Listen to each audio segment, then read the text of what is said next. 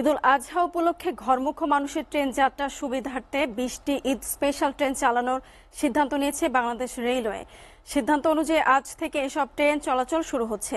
রেলওয়ের নেওয়া কর্মপরিকল্পনা থেকে তথ্য জানানো যায়।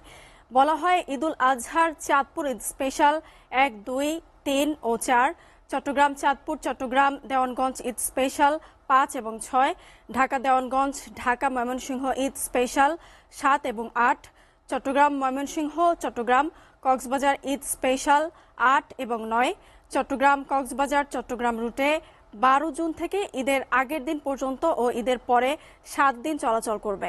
এছাড়া পার্বতীপুর ঈদ স্পেশাল 15 ও 16, জয়দেবপুর পার্বতীপুর জয়দেবপুর রুটে আগামী 13 থেকে 15 জুন এবং ঈদের পরে 21 থেকে 23 জুন পর্যন্ত চলাচল করবে।